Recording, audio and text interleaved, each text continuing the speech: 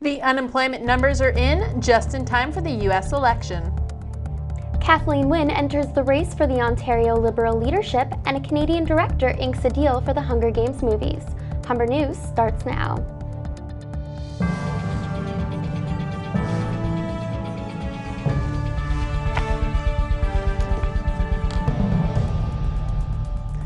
Hello, it's Friday, November 2nd. Welcome to Humber News, coming to you from the Broadcast Center here at the North Campus.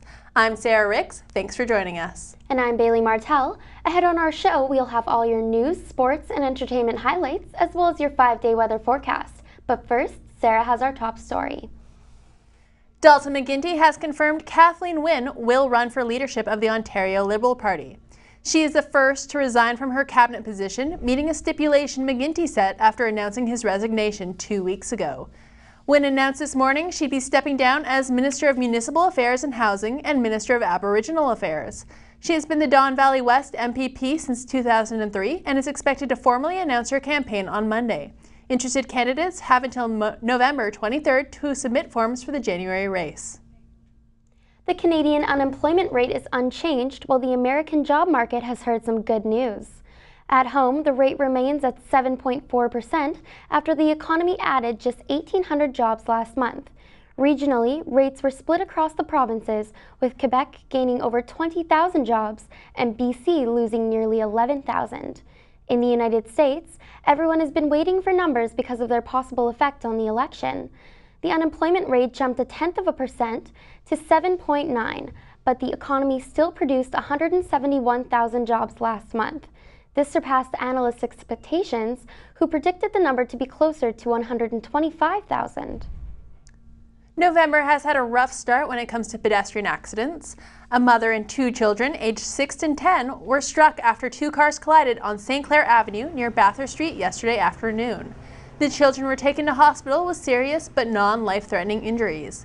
In addition, a woman was killed trying to cross Lawrence Avenue near Dufferin Street Thursday morning. Today, police have also arrested 53-year-old Chu Beng Kwa in connection with a fatal hit-and-run in Richmond Hill. These accidents raise the total number of pedestrian fatalities this year to 19. Aaron Eaton has more on the problems facing pedestrians in Toronto. Since Wednesday evening, 11 pedestrians have been struck by vehicles, leaving 2 dead and 9 injured. This series of collisions bumped the number of Toronto pedestrian deaths to 19 this year. Constable Mig Roberts says many of these accidents could be avoided if pedestrians were a little more careful on the roads. Part of the problem is pedestrians not using the traffic signals. So what I would suggest and urge is pedestrians use the traffic signals and pay attention to the flashing red hand and the red light and or the green light. Another tip is if you're going to go out at night, wear reflective clothing and always use a sidewalk. A study conducted by the University of Maryland shows that pedestrians wearing headphones during a collision are more likely to face death or serious injury. Safety is paramount. You have to turn the music down and pay attention to traffic. Just because the light is green doesn't mean that the person coming across the other way is not paying attention to his or her red light. Many students on campus are still practicing this dangerous habit. I text and walk, but I try to be careful. I don't do it when I'm like crossing the road, or I always listen to music with one headphone in so I can hear things around. According to research conducted by the City of Toronto, more than half of traffic collisions involve pedestrians, with over 2,300 pedestrians injured in collisions every year. Aaron Eaton, Humber News.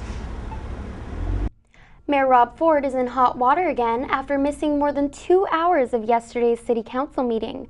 Ford, who said on Sunday that council comes before football, was coaching his North Etobicoke football team. Regardless of Ford playing hooky, the meeting moved forward. Council voted to delay talks of reprimanding him for his comments about the chief medical officer, and they also voted 30-11 in favor of building 4 LRT lines in the city. The decision is a blow to Ford's plans for a new subway. Canadian and British college recruiters are noticing American teenagers are choosing their top education institutions because they cost less. A Washington newspaper says more than 10,000 Americans are earning degrees in Canada and 15,000 students are in the UK. UBC and McGill are among the top schools that Americans choose in Canada. Livestock have rolled into Toronto for the opening of the Royal Winter Agricultural Fair today. Patricia Brotzel has the details. At Exhibition Place, the crowds have started to roll in for the 90th annual Royal Agricultural Winter Fair. The vendors were readying their booths while the animals were groomed for show. While some farmers are seasoned veterans, Grace Robinson is here for the first time to showcase her talents. She might be a newcomer, but she knows what she's doing. I try and put them near the judge, but not too close to the judge. And you try and look up at the judge, as much as you can, and make sure you don't lose track of your play. And for the riders, show jumping is an important part of the fair. It draws people from all over the country to the Royal to present. They work all year to make it to the Royal, and this is the summit of their year. Some teachers see this as an educational opportunity for their students. A lot of them are from the GTA, and so they haven't had much exposure to farm animals, pigs and things like that, so they get to see them close up and personal. To the heifer show, to barrel racing, to a wide variety of food, there's lots to experience down here at the fair. The Royal Agricultural Winter Fair will be on from November 2nd until November 11th. Patricia Bratzel, Humber News. When we come back, we'll have more news from across the country and around the world. Katie Fraser will have the sports news, and we'll have your weather forecast with Claire McCormack. Gray skies may finally turn blue. This weekend's forecast calls for a little bit of sunshine. I'll have more weather after the break.